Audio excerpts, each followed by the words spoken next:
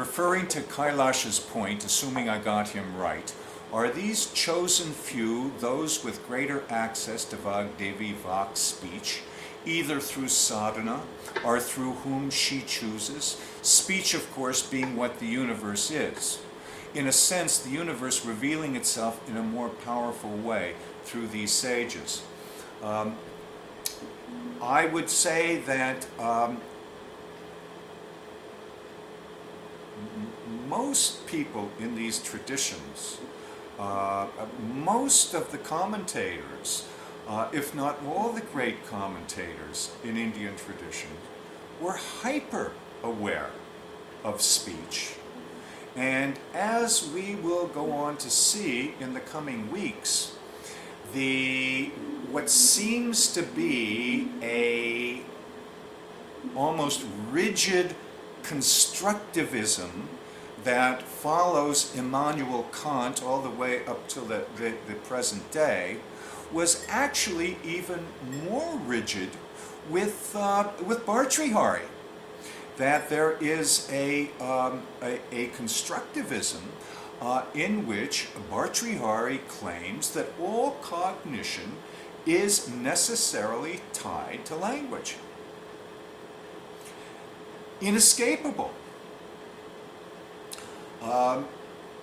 And I would go on to say that this consideration of language and speech as playing the major role in our cognition, in our perception, in our experience, is something that we can almost assume was the basis for all these thinkers in ancient India.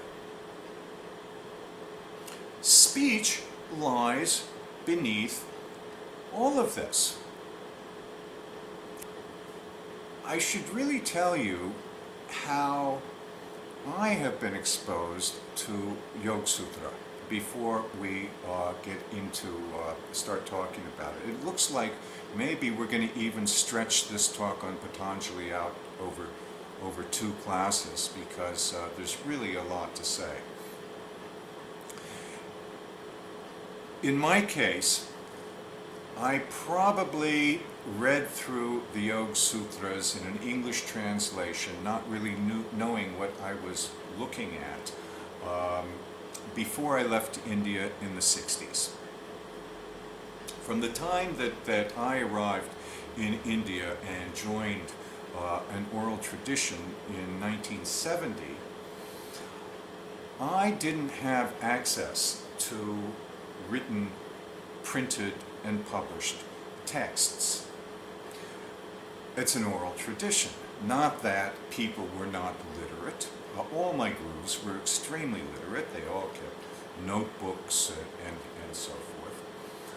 But as we've discussed before, when we would be in discussions, talking about things, making points of philosophy or speech, my gurus always seemed to be able to pull things from the sky. There would be expressions, there would be shlokas that were memorized that would be repeated, there would be sutras that would be used, and there would be an automatic commentary that would be attached to that. In fact, more often than not, the occasion for producing one of these gems would be in the middle of a commentary. So somebody might be talking about an aspect of speech or an aspect of human nature, and here would come a sutra or a shloka or a quotation from somebody. I will admit that I had no idea where most of these things were coming from. And I'm not sure that even some of my gurus who were repeating these things knew exactly where these things were coming from. But over the years, I started to recognize that a good deal, a great many of the expressions were indeed coming from the Yoga Sutra of Patanjali. Many of the common expressions used in the jargon of an oral ascetic tradition are borrowed expressions, borrowed from sources such as the Yoga Sutra of Patanjali, commentaries of Adi Shankara, and collections of stotras and shlokas such as the Avadhuta Gita. So when I pick up an edition of Yoga Sutra today, and I look at it, and I look at the Sanskrit, immediately I have a high recognition index of the words and expressions and the meanings that are used in this because they are so common in the jargon of my lineage.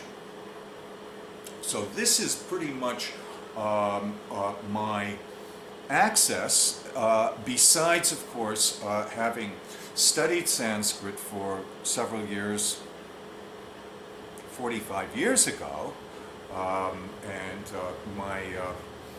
it's not as sharp as it once may have been.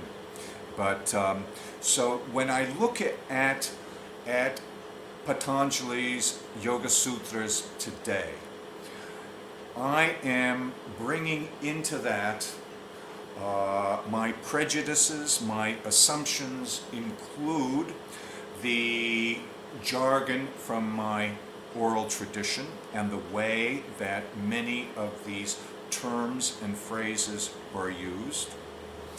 I'm bringing in the assumption and the prejudice that that I believe Patanjali was assuming that that language and speech is completely instrumental in all cognition. As Bhartrihari, in his commentary on Patanjali, stated probably 500 years after Patanjali, and that the things like the 14 Maheshwar Sutras of Panini